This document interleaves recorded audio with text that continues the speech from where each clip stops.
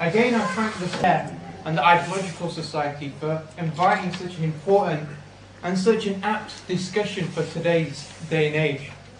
Because really, for many people, Muslims and non-Muslims, the discussion regards to belief in a creator, belief does a God exist or not, is sometimes frowned upon. Firstly, some people say, you can never prove that a God exists, so why even attempt it? Other people may say, well, whether a God exists or not, I'm not going to change, because I'm good anyway. So, as a result, many people are put into the position of not actually thinking about one of the most fundamental questions of whether a creator exists or does not exist. And really for Muslims, because I'm a Muslim, and I'm going to speak from a Muslim basis, for a Muslim, we are told, and we in fact are ordered, to use the capacity of our mind, just like George Ellis has mentioned, using the mind, to base our belief, what we term in Arabic our iman, base it upon evidences. And this comes to the statement of Ibn Abbas, one of the famous companions of the Prophet Muhammad, the Prophet of Islam. He said, the light of faith is built on thinking, is the thinking. And he understood that faith means the decisive belief built upon reality for which there is evidence. And in fact, this definition of faith was defined by the Muslim scholars 1,000 to 1,300 years ago. So when it comes to the issue that faith or belief is an emotional set of values, that's not how Muslim jurists and scholars actually understood their faith. They said the primary obligation upon a Muslim or a non-Muslim is to enter their belief through the use of the mind, establishing decisive belief. So inshallah, God willing, I'll be going over a number of things today with regards to the implications of the belief in the Creator, to discuss also the way to establish the belief, or what is the methodology of thinking, as also George Ellis has also touched upon, the proof of the Creator, or the various proofs that are brought forward, and also to discuss the conclusion of those arguments. So if we were to go on to the actual implications, then what we understand is this, is that the belief, in order to understand our purpose of life, we need to understand certain fundamental questions. For instance, is our purpose of life to live life to the max? Is our purpose of life to maximize sensual gratification? Or is it to be good?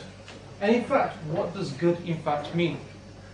So these questions about the purpose of life can be answered by two simple questions, which is, for example, what comes before life? Where did I come from? And what's going to happen to us after we die? Or where are we going to? And to really appreciate this question, I want to give you a scenario. I want to give you an example of an individual, of a kid, of some, teenager, early 20s. He's at home, and his mother is ill. And then his friends come round and say to this person, to this kid, says, come, let's go out. Let's go to some nightclub. Let's go check out some girl. So now, he has a dilemma in his mind. What does he do? How does he make a decision? Should he look after his mother, or should he go out and check out some girl?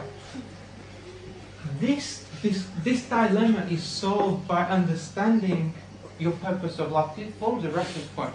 Because imagine if this person, this kid, he thinks that before life, that where I came from was nothing. I came from dust. And when I die, I go to dust. And so that this is my only life, so I better live it to the maximum. So therefore, he's going to decide upon what pleases him and what's going to maximize his benefit and what's going to minimize his pain. So he may think, forget my mother, leave her to be ill, I'm going to go out with my friends. Or he may be thinking, who's going to cook my dinner tomorrow? Who's going to have the biryani ready tomorrow if my mother's ill, so I'll look after my mother? The decision was made based upon benefit, because this was built upon how he viewed his purpose of life. And if you give the same scenario to the same person, but now he thinks before life he was created by a creator, and that after life he's going to be judged by a creator according to how he fulfilled his actions in that life, then his viewpoint towards life is different. So instead of saying what pleases me, what benefits me, he asks the question, what does the creator want me to do in this particular circumstance and this particular situation? And this question of answering the purpose of life, please, I don't want people here to think it's like a religious question. This is not a religious question. This question was answered by some of the philosophers of the past. People like John Stuart Mills, who developed the theory of utilitarianism, maximizing the benefit, minimizing the harm. The first question he asked was, can a creator exist or not? Or people like Adam Smith, who from his theories of economics, we have the Western liberal institutions established today. Or people like Karl Marx, who said, what is the purpose of life? He said, what comes before matter? Nothing. What comes after matter? Nothing. What is matter? Is eternal, and it evolves. So he answered that question, and then from answering that question, did he develop a theory on right and wrong, on morality, and therefore also on the function of society, economics, and politics. So discussing discussing the purpose of life by understanding whether a creator exists is something which every single individual must undertake. Every individual must understand for themselves what is their purpose of life. And therefore they must have a method or a particular way to understand how to establish their purpose. Now, what needs to be understood when we talk about the methodology or the way to establish a belief, whatever that belief is that we don't use blind or emotional following. It is not the case that I am an atheist, or I am a humanist, or I am a Hindu, or I am a Muslim because my parents were such and such. That type of mentality is something that Islam frowns upon, because each and every one of us has a responsibility to ourselves to establish our belief firmly and strongly. And so therefore we don't use blind emotional basis as a basis to decide the thoughts and the ideas that we want to take. So this leaves us two methodologies of thinking which has been touched upon by George Ellis as well. One which is called scientific thinking, or what's also known as empiricism. And now empiricism, to really understand what this is you have to maybe cast your mind back to at school, or even if you do science at university, and understand how you wrote up your reports at school or at university in terms of science. So what did you start off with? Aim, hypothesis, method, results, conclusion. That method is what's known as empiricism, or the scientific method of thinking. So you establish an aim of what you're going to try and do, what you're seeking to find out. You establish a method so that you can test something at various conditions to record the various effects, and then you record the effects in results. And based upon those results that you tested, you conclude. So what we find is that science is very good at establishing facts, or establishing close enough to facts in terms of what can be testable and observable. But when it comes to things which are not testable and not observable, then science has a difficulty to actually prove it. As an example of this, thoughts. How can science prove thoughts? You can prove that chemicals, neurotransmitters as they're called in the brain, they move from one synapse to another synapse, from one neuron to another neuron, an electric pulse is given. But how do you prove thoughts? You can't, because it's intangible. As another example to this, for example, if you saw a painting, science will tell us what the painting in terms of its materials is composed of, what type of colours are used, what is the reflection of light at a specific wavelength and a specific energy of the various colours. But science will not be able to tell us that a painter existed. So what we find, therefore, is that science has a limited role. And in terms of belief in a creator, science does not have a role in regards to this. Because a creator, which is, if a creator exists, would be beyond the universe, i.e. beyond that which is testable. So as a result, it is beyond the capacity of science. This then leads us to the second methodology of thinking, which we call rational thoughts. Now, rational thoughts is a thinking process which is built upon 4 components. So any thoughts that any individual has is built upon all these 4 components. Number 1, the reality.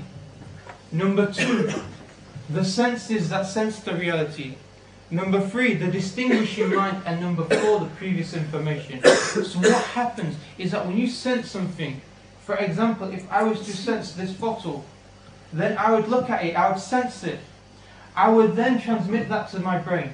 And my brain would then link it to previous information or previous coded information of this bottle, such that when I come across this, I say it's a bottle.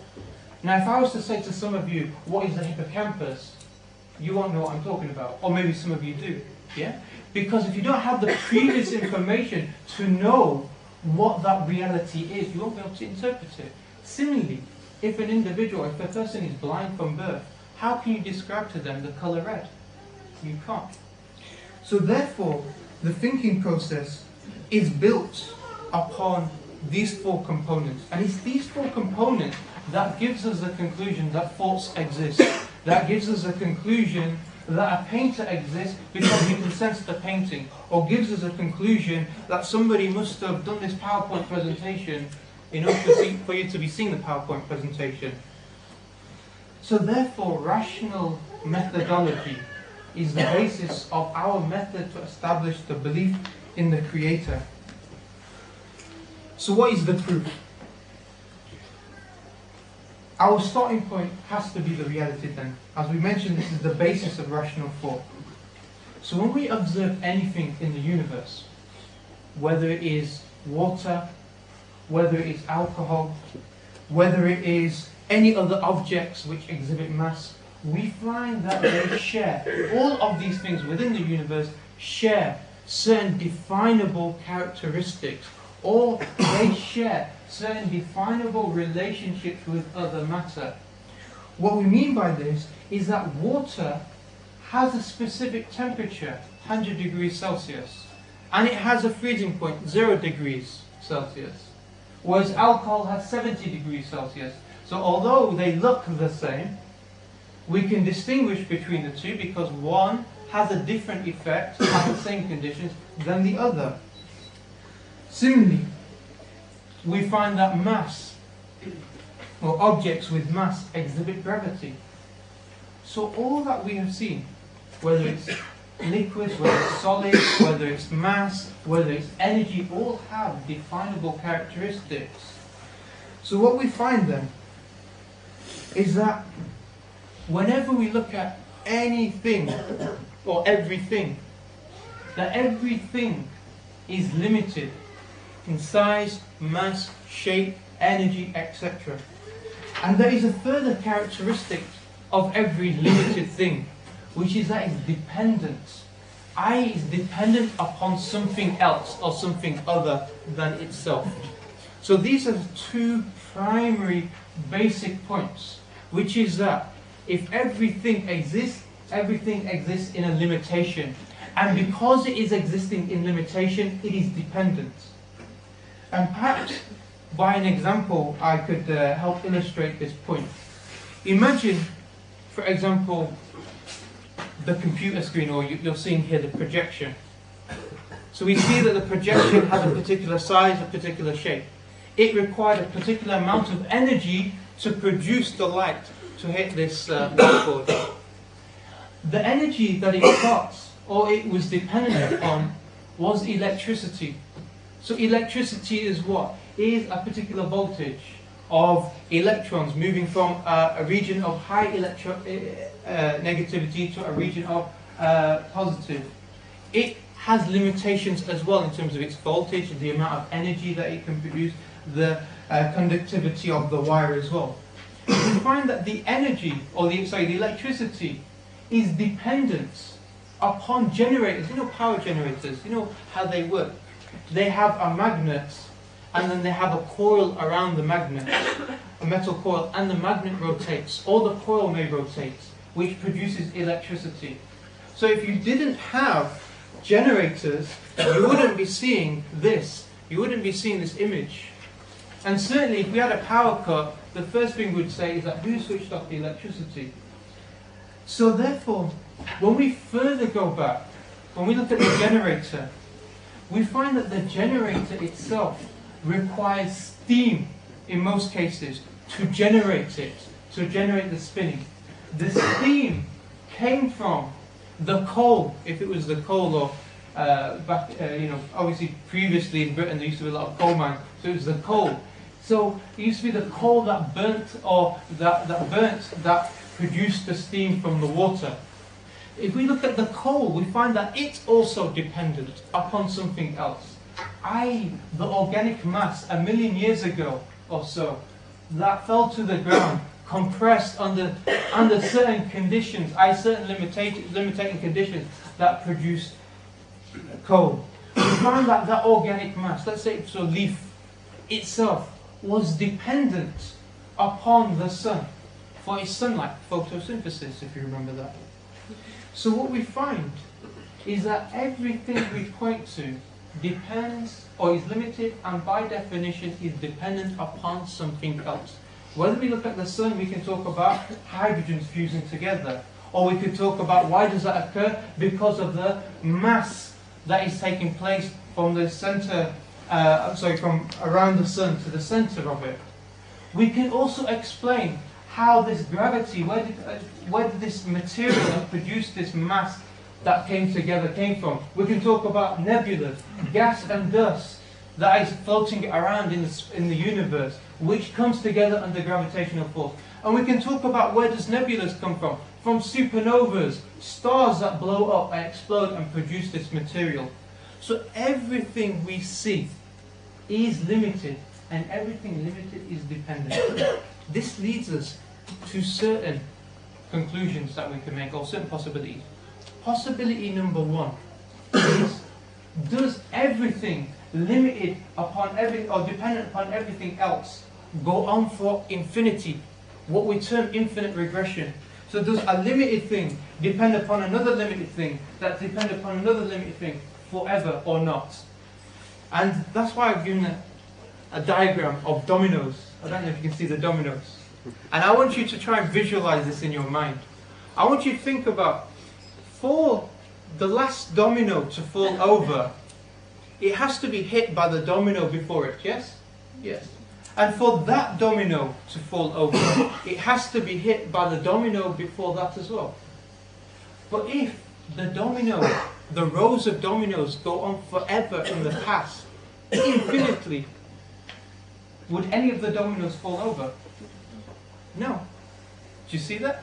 Because in order for the last domino to fall over, it has to be hit by the previous one. But before that can fall over, it must be hit by the previous one. So therefore, in order for us to actually see this image, there has to be a first cause. There has to be a starting point. Meaning that it could not have been a case that the image was produced by, dependent upon electricity, that depended upon generators, that depended upon coal, that depended upon organic matter, which depended upon the sun, which depended upon nebulas, going on, stretching for infinity. It has to stop somewhere. And where it stops, we Muslims, we call this the Creator. But some of you may say, hold on, I remember my GCSE science. And I remember this water cycle. And in the water cycle, they said you have a perpetual existence of water. Because look, if you see, you have water, the water evaporates, and the water evaporates and then condenses to form clouds, and then the clouds rain that produce water, which then goes back into this cycle. So could everything exist like that in our reality? And I want to give you like a practical, or a theory that they give today, which is, you know, the Big Bang, the Big Crunch theory. I don't know if you heard of it. You know, it's quite well known, quite popular, which is to state that the universe started at a Big Bang and then exploded out, or imploded, whichever way you want to look at it.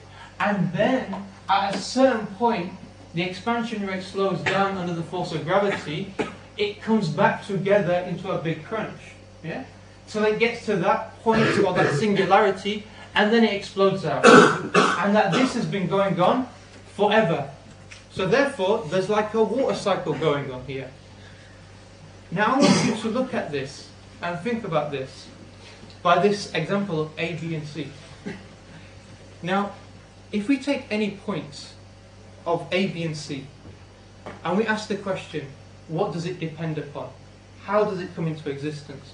We would say that for B to come into existence, it first needs A.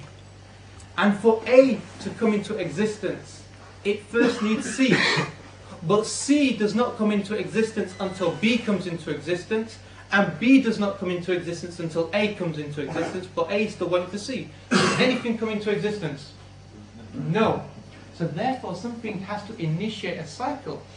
Therefore, what we find is we come to the conclusion that in order for there to be something that initiates the cycle, it can't be something from the cycle or something from the universe. Meaning, anything from the universe will become measurable, i.e. limited. If it's limited, it is dependent. If it's dependent, it's dependent on something else. Therefore, this thing must be outside the universe, or what we term beyond the universe, because we don't think outside the universe there's more space, but we say beyond the universe. And so this thing, being the first cause, being unlimited, would therefore be independent. So for Muslims, we say that there has to exist, because we see in reality things which are limited, finite, dependent, there has to exist something unlimited, independent for things to exist. Otherwise we fall into the trap of cyclical dependency, where nothing exists, or we'll fall into the trap of infinite regression, the dominoes, where nothing exists again. So there has to be something independent. The question then becomes, can this independent thing, or is this independent thing something that was forced to create, which is what we term apersonal, meaning that it doesn't have any intelligence, it was forced by certain set procedure, by certain set laws, or did it choose to create? If we say it was forced to create, what are we saying? We're saying it's limited by certain definable properties. Therefore, it's no longer independent, it's dependent upon those laws. And the natural question is, what's it dependent upon? Goes back, and we find ourselves falling into infinite regression. So therefore, it has to choose to create. For this independent, unlimited creator to choose must have two further things: a will and intelligence. And really, that's what, as Muslims, we can come to, and that's what any human being can come to from the reality, that there exists an independent, unlimited creator who has a will and intelligence. What is it like? What is the essence of that creator? What does the creator look like? We cannot know. Because at the end of the day, we don't fall into the trap by personifying the creator as human attributes. So we don't say creator or God is like superhuman. Yeah? We don't say that, he is a person with, the famous Michelangelo picture on the Sistine Chapel of the big bearded, white bearded old man sitting on the cloud. We don't say this. Because why? Because we say it would contradict our understanding of it being unlimited. Therefore, when we look at the Creator, we have to come to this conclusion, and that's it. And we don't try to philosophize about the essence of the Creator. Similarly, just as a very brief example, brief point to this, imagine, if you will, you saw a painting. You know a painter exists, but what colour eyes the painter has, you don't know from the painting. It's a self-portrait. So, therefore, we don't go beyond what our mind can rationally justify. And this leads us to the final point, which is what the Quran the book of the Muslims, it says, قُلْ هُوَ اللَّهُ أَحَدٌ. It says, declare that Allah is one. I, the Creator, this independent, unlimited, self-sustaining power is one. Allahu Samad, that Allah is self-sufficient, meaning independent. Lam yalid wa lam yulad, neither He begets nor was He begotten. Wa lam yakul lahu kufuwan ahad, and none and nothing is comparable unto the one. أقول قولي هذا واستغفر الله والحمد لله رب العالمين.